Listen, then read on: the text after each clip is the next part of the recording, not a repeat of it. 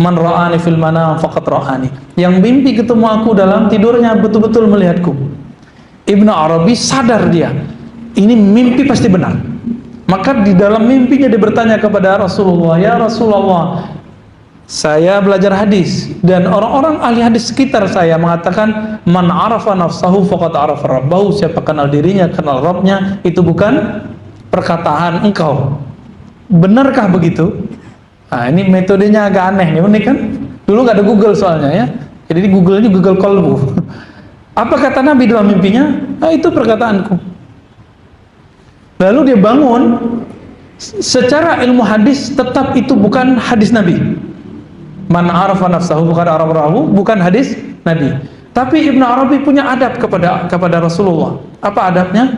Dia telah mendengar Nabi dan Nabi mengatakan, siapa yang melihatku dalam mimpi, dia betul-betul melihatku. Ra'al haq, dia melihat kebenaran.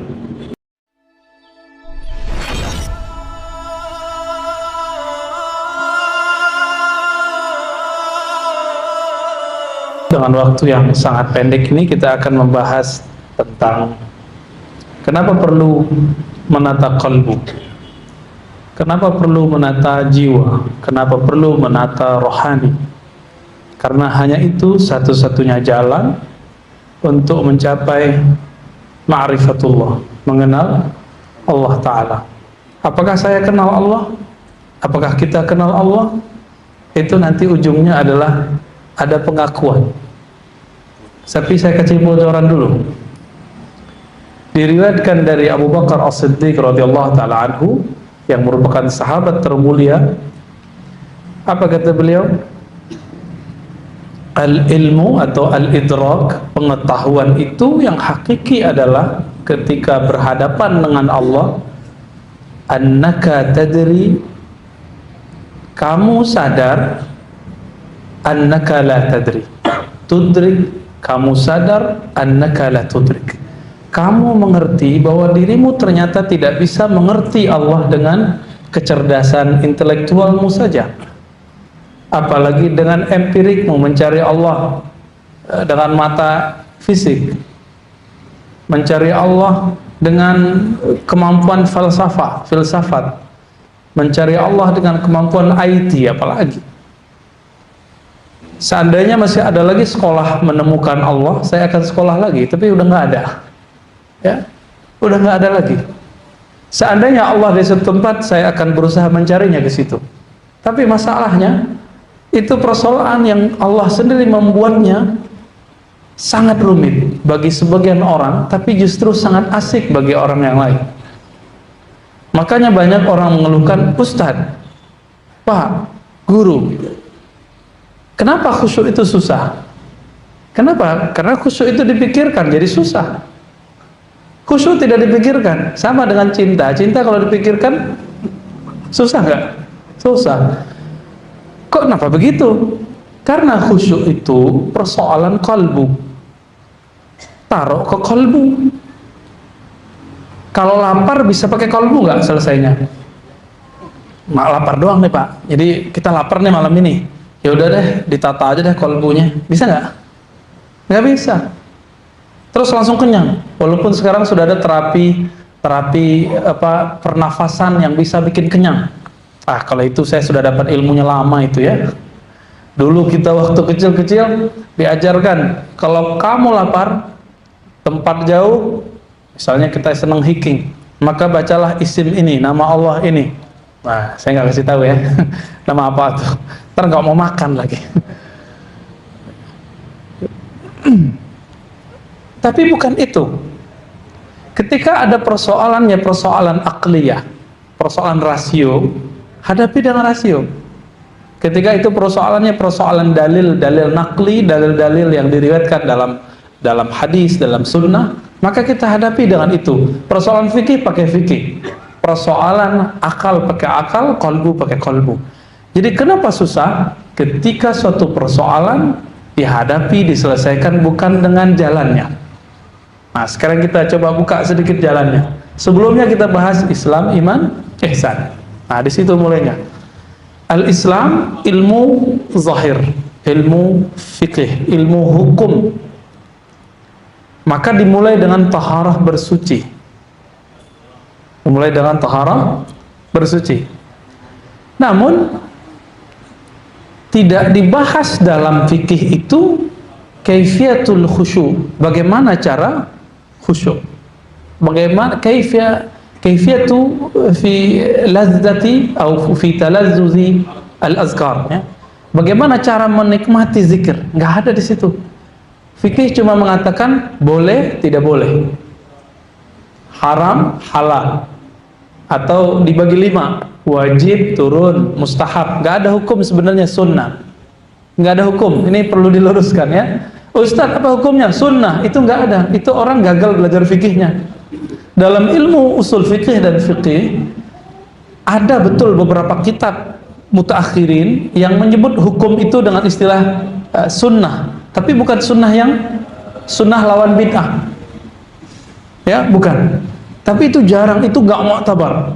Suatu kali saya punya sahabat dulu sama-sama ngaji dengan Syekh Hasan itu, dulu kita ngaji ke beliau. Ada orang di sini, orang Betawi, orang Jakarta, alimnya bukan main. Kalau boleh disebut beliau adalah al-faqih, allamah, ya. Kalau nggak salah namanya dulu Ustadz siapa ya, Ramli, ya, Khairullah. Semoga beliau masih ingat saya nanti, ya. Orang alim ngaji di Yaman, dan waktu itu saya masih dengan masa lalu saya yang terpengaruh oleh menghukumi sesuatu dengan sunnah bidah, ya. Tapi apa kata beliau? Hei Razi, mana kitab yang menyebutkan hukum itu namanya sunnah, hukum itu namanya bid'ah? Saya bingung juga, ya. Ternyata kita sudah terjebak selama ini dengan versi dialog. Ustadz, ini hukumnya apa? Ustadz jawab, ini bid'ah. Bid'ah ternyata bukan hukum. Bid'ah itu suatu kriteria, belum hukum. Apalagi lawannya sunnah. Sunnah itu yang bersumber dari Nabi, bid'ah itu yang tidak bersumber dari Nabi. Itu permohonan awal. Tapi sunnah juga berarti ajaran Nabi, meskipun Nabi tidak buat, tapi Nabi membolehkannya. Misalnya itu Nabi mendiamkan, itu bagian dari sunnah. Contohnya, satu kali Nabi SAW sholat, tiba-tiba selesai sholat beliau bertanya, siapa yang menambahkan waktu i'tidal satu bacaan ini? Rabbana lakal hamdu hamdan thayyiban katsiran mubarakan fi. Nabi nggak pernah ajarkan. Kalau yang biasa kita baca apa? Rabbana lakal hamdu mil'us, boleh pakai mil'as, ya, mil'us samawati wal ard sampai akhir. Akhirnya orang itu angkat tangan, ya Rasulullah, saya. Udah ketakutan dia, takut dianggap ahli bid'ah kali, ya. Tapi ternyata Nabi SAW memujinya dan mengatakan, aku melihat ada 12 malaikat yabtadirunaha, berlomba-lomba untuk mengangkatnya ke langit, mengangkat bacaan. Jadi ini kabar gembira bagi kita. Semua yang kita baca itu diangkat oleh malaikat. Pertanyaannya, malaikat itu makhluk fisik atau makhluk rohani? Makhluk rohani. Maka supaya tasbih kita, takbir kita, tahlil kita, bacaan Quran kita diangkat oleh makhluk rohani, harus dinaikin zikir-zikirnya menjadi zikir rohani. Walaupun dibaca dengan lidah, tapi kualitasnya kualitas rohani. Ilustrasinya seperti ini. Kita tinggalkan sunnah bid'ah karena melelahkan bicara itu, ya. Saya sudah lelah ngomong itu bertahun-tahun. Kita hanya jawab kalau itu penting. Ternyata Nabi SAW jarang sekali bahas ini. Dakwah Nabi itu enggak, kalau ketemu orang terus langsung identifikasi ini wajah ahli bid'ah, enggak ada, ya. Nabi kalau ketemu bukan itu yang beliau lakukan. Apa kata beliau? Sebaik-baik muslim, sebaik-baik amal adalah engkau mengucapkan salam ala man arafta wa ala man lam ta'rif. Kepada orang yang kamu kenal, tidak kenal, kamu sama-sama membacakan salam kepadanya. Kenal atau tidak kenal. Maka orang-orang yang mulai mengidentifikasi berdasarkan penampilan, wah ini kelompok gua nih, ya. Ini kelompok aneh nih. Ini kayaknya beda paham nih. Apalagi mulai ada ta'lim-ta'lim yang mengajarkan jangan duduk bersama orang yang beda faham, beda kajian sama kita. Itu udah nggak pakai kolbu itu. Udah nggak pakai kolbu. Apalagi yang mengatakan ditulis di bukunya. Ditulis di bukunya. Judul bukunya Aqidah Ahlus Sunnah. Ternyata isinya ajaran ahli bid'ah. Ditulis di footnote lagi.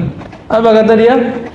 Harus melakukan hijr. Hijr itu artinya mengisolasi, tidak menyapa, tidak membalas salam, tidak duduk bersama orang yang ahli bid'ah.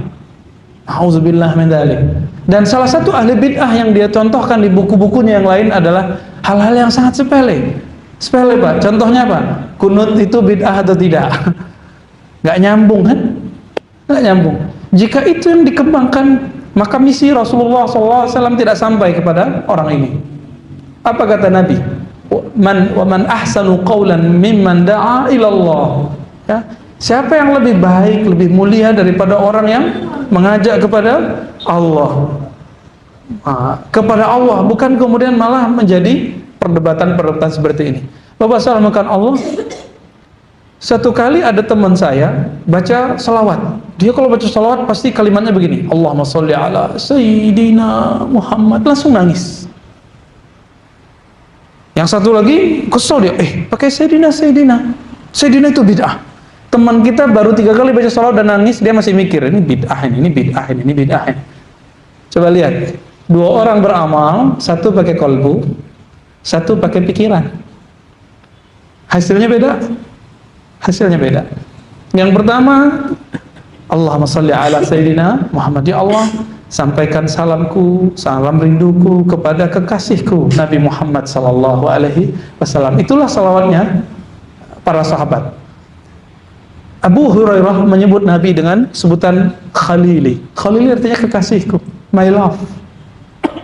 Kita nggak tahu apakah beliau memanggil istrinya Khalili, Khalilati, kita nggak tahu. Tapi yang kita dapatkan riwayatnya, beliau ketika hendak makan pun ingat Nabi. Apa kata beliau? Ma'akala Khalili. Kekasihku Muhammad SAW tidak pernah makan ini, tapi aku makan ini. Nabi sudah wafat, tapi masih hidup di kolbunya. Makanya Umar, karena pakai kolbu, memarahi setiap ada orang yang mengatakan Muhammad mati. Itu dia marahi. Kenapa? Itu kalimat yang tidak sopan. Dan dia mengancam membunuhnya. Apakah begitu disebut ahli bid'ah? Ada yang berani mengatakan Umar ahli bid'ah? Pasti itu Syiah. Pasti itu kelompok yang menyimpang. Pasti itu kelompok yang disebut Rafidhah. Orang-orang yang membenci para sahabat-sahabat kekasih Rasulullah sallallahu alaihi wasallam. Bapak saudara yang dimuliakan Allah. Jadi ini kajian sebenarnya pengantar kitab Mukhtasar Minhajul Qasidin karya Imam Ibnu Qudamah, meringkas dari kitab Imam Ibnul Jauzi. Ibnul Jauzi meringkas kitab Imam Ghazali Ihya-Ulumuddin. Siapa ini mereka bertiga ini?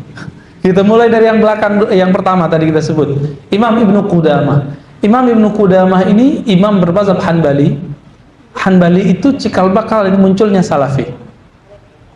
Jadi ternyata masa lalu Salafi itu punya tokoh sufi, ahli hadis. Siapa dia? Ibnu Qudamah. Ternyata keluarga Ibnu Qudamah ini pernah belajar kepada Imam Abdul Qadir Jilani. Ibnu Qudamah yang pengarang kitab Al-Mughni, ya. Misalnya, ini beda orang ini ya. Ibnu Qudamah yang ini dengan yang itu. Beliau bersama dengan Imam Ibnul Jauzi ngaji kepada Al-Imam Abdul Qadir Jilani. Siapa itu? Pendiri Thariqah Qadiriyah. Ya? Thariqah Qadiriyah. Berapa hari mereka ngaji? Cuma 40 hari, ternyata Imam Abdul Qadir Jilani wafat. 2 imam ini, imam Salafi, imam Ahlus Sunnah, imam ahli hadis. Ternyata belajar kepada seorang pendiri Thariqah Sufiyah. Orang ini berdua punya muridnya itu adalah gurunya Syekh yang bergelar Syekhul Islam Ibnu Taimiyah. Makanya Ibnu Taimiyah tidak anti dengan apa yang disebut dengan tasawuf, tarekat. Itu dia nggak anti. Dia cuma anti jika tasawufnya itu bertentangan dengan akidah Ahlus Sunnah versi dia. Karena akidah Ahlus Sunnah itu manhajnya ada beberapa. Dia membangun sebuah inovasi baru, membantah kajian sifat 20, Allah wujud qidam baqa. Dia buat metode baru namanya at-tauhid as-salasah, ya, usulus salasah. 3 tauhid, rububiyah, asma wa sifat. Itu gak pernah ada di zaman sebelumnya secara manhaj, secara materialnya gak ada. Baru yang buat Ibnu Taimiyah, melahirkannya. Namun secara maknawi, istiqra'i, kata mereka ini mungkin ada. Wallahu alam, ya. Nanti kita bahas di waktu yang luas, insya Allah.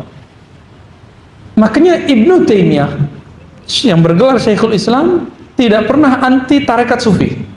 Ini perlu digarisbawahi. Bahkan beliau pengamalnya. Imam As-Safadi, salah satu pengikut Ibnu Taimiyah, tapi juga sufi, mu'arrikh, muhaddis. Jadi orang itu dulu multi talent. Beliau menghikayatkan suatu kali Imam Ibnu Taimiyah setelah sholat subuh menunggu syuruk, beliau membaca Al-Fatihah 40 marrah, 40 kali. Pertanyaannya sebelum kita nanya ke Imam Safadi, Nabi pernah ngamalin itu nggak? Enggak atau nggak tahu? Beda loh ya. Sahabat pernah ada riwayat begitu nggak? Ya, maksurat. Maksurat itu kan kumpulan imam. Syekh Hasan Al-Banna, Habib Abdullah Al-Haddad, Abdurrahman bin Umar Al-Attas misalnya. Siapa lagi? Ada Hizib Bahar. Itu kumpulan imam. Pertanyaan saya, jika ada seorang imam meramu satu amalan dari Quran dan Sunnah, itu bid'ah nggak? Kalau kita mikirnya di sana, si pengamal sudah larut baca Al-Fatihah, kita masih bingung, ini apa lagi yang diamalin? Kemudian Ibnu Taimiyah ditanya, kenapa engkau membaca Al-Fatihah 40 kali? Apa jawaban beliau? Supaya Allah membukakan kepadaku pemahaman tentang suatu ayat yang aku buntu membacanya. Lika yaftahallahu li, supaya Allah mau berikan aku futuh. Futuh itu semacam penyingkapan rohani, penyingkapan intelektual, supaya bisa memahami ayat-ayat yang rumit. Kalau bahasa orang sini kali tawasul, ya, tapi tawasul versi orang NU kayaknya beda deh dengan tawasul versi Ibnu Taimiyah. Tawasul orang NU itu kan lengkap, mulai dari ila hadrati itu sebenarnya bukan tawasul, ya. Kirim Fatihah ke seseorang itu bukan tawasul, itu namanya ihda'us shawab, mengirim Fatihah, ngirim ayat, ngirim bacaan, itu beda bab. Ibnu Taimiyah tidak menolaknya, Ibnu Taimiyah mempercayainya. Yang ingin memahami ini dengan baik, baca, ini sering saya sarankan di mana-mana, kitab Ar-Ruh karya Imam Ibnu Qayyim, sudah diterjemahkan di bab tentang apakah amal orang hidup sampai kepada orang mati, dari bacaan, perbuatan, dan sedekah harta, bahkan haji, umrah, sampai ke orang mati. Beliau mengatakan sampai, bukan boleh lagi, sampai. Siapa yang ngomong? Ibnu Qayyim, gelarnya Syekhul Islam, ya. Ini perlu diketahui sebenarnya. Jadi Imam Ibnu Qayyim, Imam Ibnu Taimiyah ini nggak seperti yang kita bayangkan. Teksnya jelas, teksnya Majmu' Fatawa ini sekarang kan lagi rame, ya. Orang mengklaim bahwa Ibnu Taimiyah begini-begini, ternyata enggak. Teksnya banyak yang menyebutkan yang berbeda dengan apa yang kita kira. Ibnu Taimiyah ini berguru kepada gurunya ini beberapa, ya, dan merupakan murid-murid dari Ibnu Qudamah dan Ibnu Jauzi. Ibnu Jauzi berguru kepada Abdul Qadir Jilani. Maka jangan heran orang seperti Ibnu Taimiyah, Imam Salafi, beda dengan, mohon maaf, Salafi hari ini. Beliau suka wirid, habis sholat duduk dulu, bukan langsung terbang gitu, ya. Yang meriwayatkan siapa? Muridnya Imam Safadi. Ini lucu, ya, ngambil saf depan, set, di belakang imam lagi, ya. Habis itu imam berdoa, dia pergi. Sopan gak tuh? Kita uji seberapa banyak kamu ikut salaf, ya. Syekh bin Baz, guru dari guru saya, itu menulis buku tentang adab-adab sholat. Nyampe di bab Jumat, bab jamaah. Apa kata beliau? Kalau orang sudah ngumpul banyak, jangan coba-coba kamu buruk adab. Apa buruk adabnya? Melangkahi riqaban nas. Oh, dicari lihat. Oh, ada yang kosong nih. Cari. Adab lebih tinggi daripada cuma ngejar pahala sunnah. Adab itu wajib. Akhlak. Apa kata Nabi? Orang masuk surga bukan karena dia masuk saf 1 atau 2. Kata Nabi SAW, aksaru, ya, kebanyakan orang masuk surga. Apa? Karena al-khuluq, husnul khuluq. Hadis ini sahih Muslim. Karena bagus akhlaknya. Maka dakwah-dakwah kita mesti marah ke sana. Ini yang kita sebut menata kalbu. Nah, Imam Ibnu Taimiyah itu sebenarnya dia sedang menata kalbunya, cuma mungkin belum ketemu guru yang pas. Tapi Imam Ibnu Rajab Al-Hambali mengatakan ketika dia masuk penjara bagian-bagian akhir hayatnya, lalu ada Ibnu Qayyim, mereka kemudian hanya sibuk zikir, salat, zikir, salat, zikir Quran. Bahkan Ibnu Taimiyah disebutkan khatam Al-Quran itu lebih dari 70 kali dalam salatnya. Itu semuanya dalam salat. Salat yang ini khatam, salat ini khatam gitu. Makanya menjadi seorang yang dekat kepada ahli qalbu. Ternyata di tahun sebelum 709 beliau pernah bertemu imam ahli qalbu bernama Ibnu Athaillah As-Sakandari, dan mereka sepakat tentang tasawuf tapi tidak sepakat mengenai beberapa amalan tarekat. Itu beda. Bisa bedain? Sepakat mengenai tasawuf, ilmu qalbu, tapi tidak sepakat mengenai beberapa amalan tarekat. Kenapa? Beberapa amalan tarekat itu kadang-kadang bertentangan dengan ilmu fikih. Beberapa, contoh, beberapa tarekat di negeri kita ada sholatnya macam-macam. Ahli fikih gerah dengan itu. Sholat Lailatul Qadar, ya. Sholat apa lagi? Sholat birrul walidain. Tapi itu kemudian sudah diperjelas oleh ada ulama muda, tapi di atas saya umurnya dan ilmunya di atas saya juga, yang baru tamat dari Al-Azhar, Dr. Luqmanul Hakim, ya, yang dari Lombok itu. Silakan belajar ke beliau. Beliau ahli hadis, juga mengerti fikih dengan sangat baik. Pemahaman Syafi'iyahnya sudah sangat matang, dan nulis sekitar 500 500 salat dalam mazhab Syafi'i.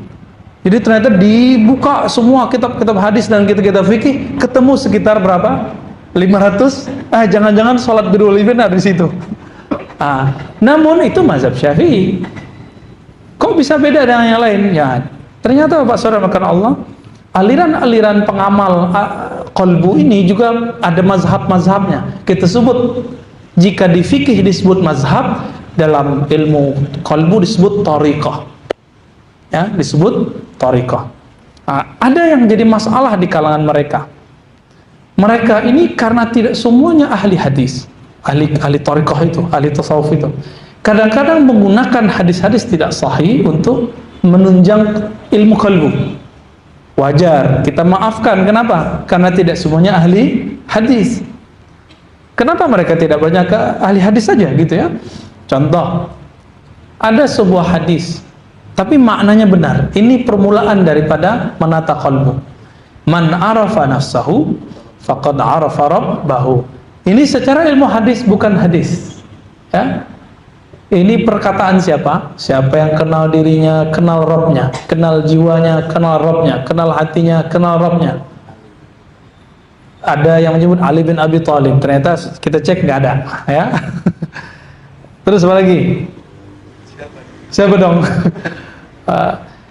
Kita udah bolak-balik, ternyata ketemu kutipannya dalam dua kitab Imam Nawawi dan Imam Suyuti. Di Imam Suyuti diperjelas, ini perkataan seorang imam yang ujung namanya sama dengan saya, nama saya yang sama dengan beliau, ya, bukan sama dengan saya. Imam Yahya ibn Mu'az Ar-Razi, ternyata ahli hadis dari kalangan ulama salafus saleh, tabi'ut tabi'in.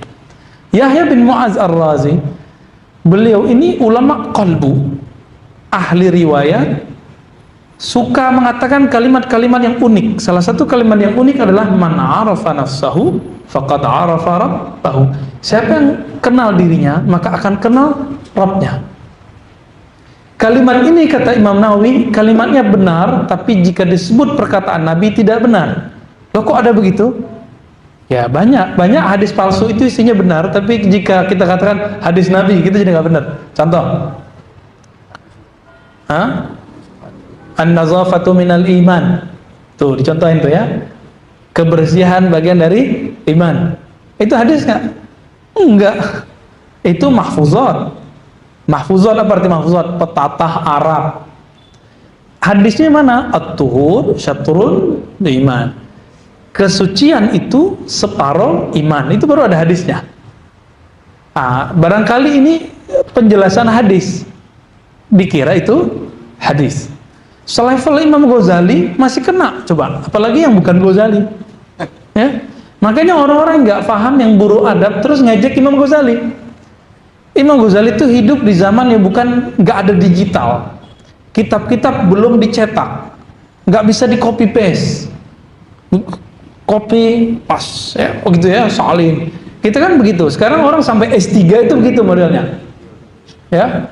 Makanya tadi saya mau nulis disertasi dalam bahasa Arab, kata dosen saya, gak usah. Karena kalau pakai bahasa Arab bahaya. Gampang mencapel, Pak. Sekarang sudah banyak aplikasi dalam bahasa Arab, tinggal copy. Maka kalau ada orang yang disertasi Arabnya tebel, kita curiga. Copy paste itu ya. Tapi nggak selalu ya. Imam seperti Imam Ghazali bisa keliru, tapi jangan salah, dia sudah mengkoleksi puluhan ribu hadis dan wafat Sahih Bukhari di dadanya. Ya, saya kalau ada orang nanya hadis, apakah saya tahu langsung hadisnya? Walaupun sudah lebih dari 10 tahun mengkaji hadis sampai hari ini, tetap ada hadis yang saya nggak tahu. Kenapa? Meskipun sudah ada Google, justru itu memudahkan. Ada aplikasi ini, kalau nggak tahu cara ngeceknya bisa kacau. Imam Ghazali hidup di zaman yang nggak ada itu, bisa ngumpulin hadis 10 ribuan. Yang ditulis di Ihya Ulumuddin sekitar 5.000, kurang dikit. Belum lagi kaul-kaul asar ulama, kalau dikumpulkan lebih dari 10.000. Nggak ada Google, nggak ada buku cetak, nggak ada komputer. Canggih kata orang. Lalu ketemu hadis palsu. Orang yang nggak paham, dia mengira Ghazali ini bego gitu. Ghazali ini jahil, Ghazali ini ahli bid'ah, suka hadis palsu, doyan nama hadis-hadis kadzab. Apakah begitu? Enggak, ya, enggak begitu. Yang ngomong itu ternyata bisa dipastikan dia belum selesai baca Sahih Bukhari. Biasanya, jarang ya, 1-2 paling. Apalagi baca Ihya Ulumuddin. Paling dia baca karya orang tentang Ihya Ulumuddin. Saya karena mendengar begitu langsung teliti bukunya, ketemu sekira 300-an hadis. Emang hadisnya palsu. Kalau hadisnya ada 5.000, buang 3.000, jadi berapa? 4.700 masih bisa dipakai. Sahih, Hasan dan Dhaif masih bisa dipakai. Yang palsunya buang. Ya. Kenapa kita nggak begitu? Karena kita nggak baca, itu aja problemnya. Jadi siapa yang coba-coba ngejek Imam Ghazali berhadapan sama kita? Ya.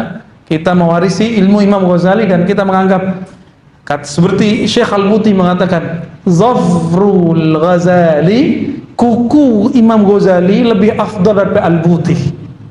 Al-Buti itu ayah dari guru saya. Saya berguru ke anaknya Syekh Taufik Al-Buti.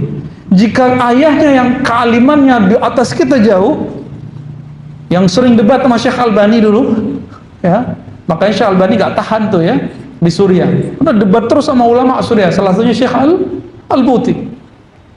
Menilai dirinya tidak lebih baik daripada Imam Al-Ghazali. Bahkan kuku Ghazali lebih baik daripada dirinya. Saya setelah baca karya Imam Syekh Al-Buti, saya menganggap ya Allah, kukunya Syekh Al-Buti lebih baik daripada Ar-Razi. Antum bisa bayangkan? Ya.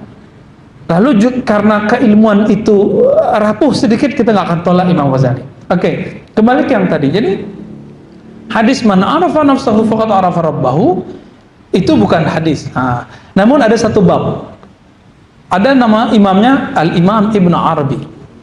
Imam ini ahli hadis, tapi orang-orang yang benci tasawuf akan menyerang beliau sehingga berhasil. Lalu menukil teks-teks yang tidak berasal dari beliau untuk mengatakan Ibn Arabi adalah orang-orang yang seperti Syekh Siti Jenar. Ternyata Syekh Siti Jenar pun beritanya nggak benar. Berita orang tentang Syekh Siti Jenar nggak benar juga.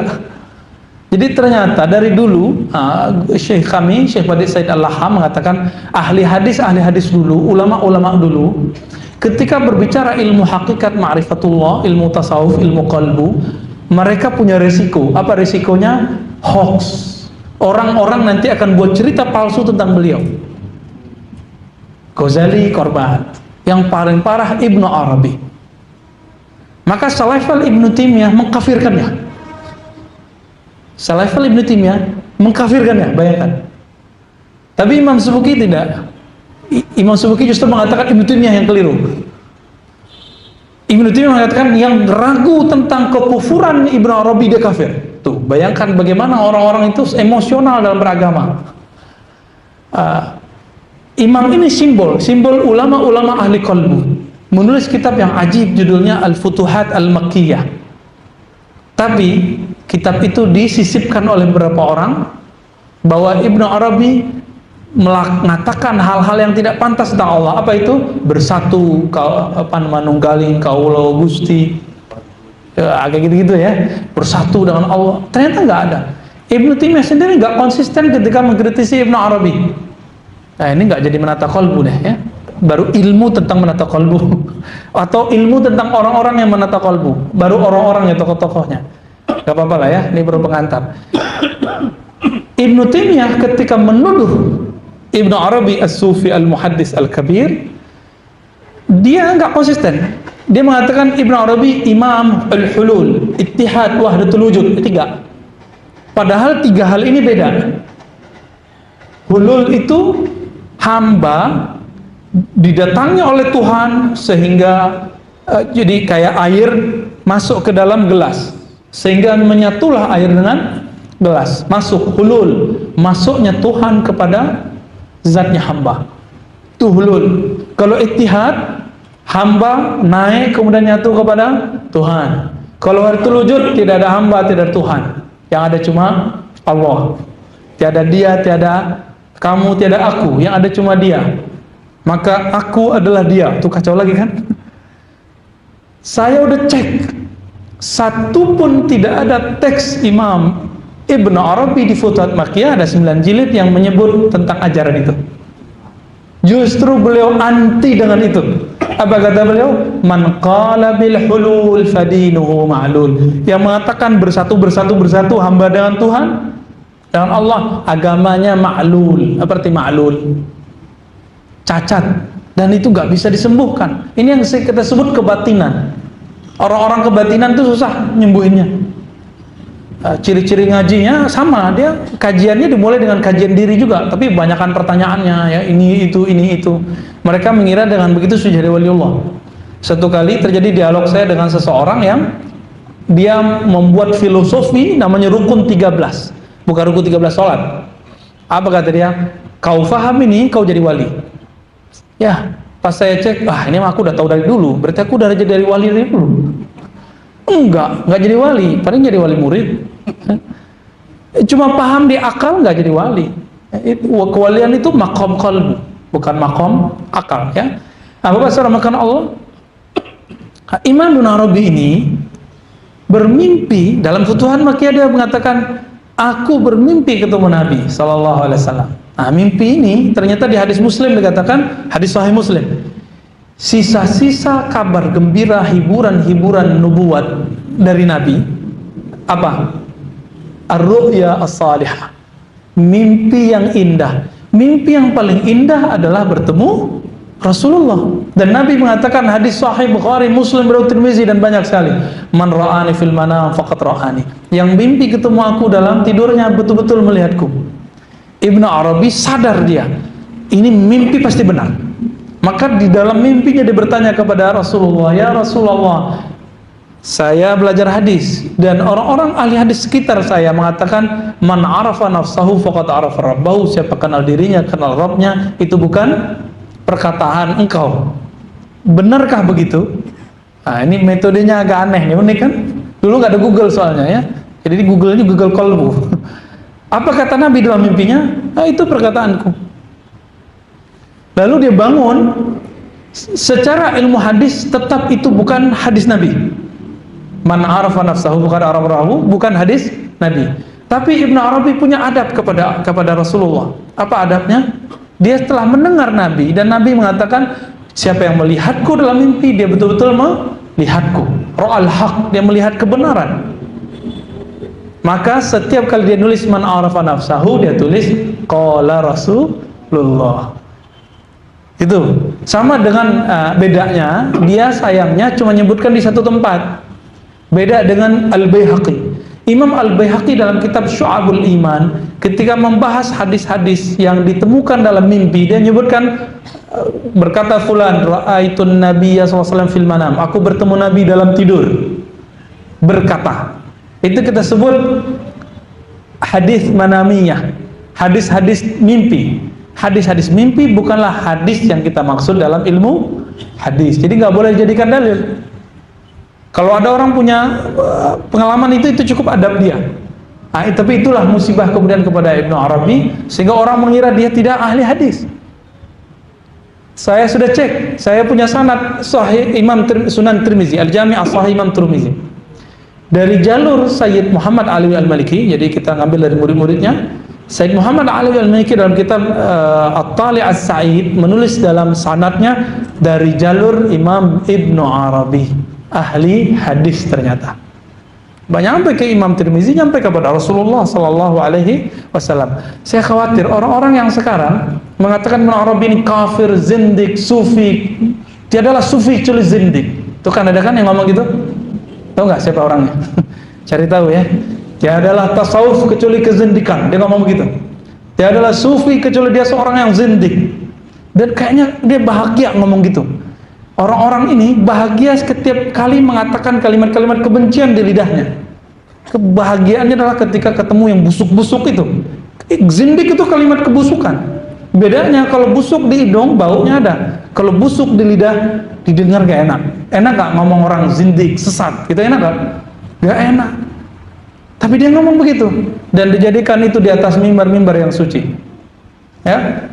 Saya khawatir orang itu nggak punya silsilah keilmuan kepada Rasulullah seperti Imam Ibnu Arabi. Bapak saudara makan Allah. Jadi ahli-ahli qalbu dulu itu mereka ahli zikir, ahli fikir, ahli hadis. Maka dulu disebut al-muhaddis as-sufi.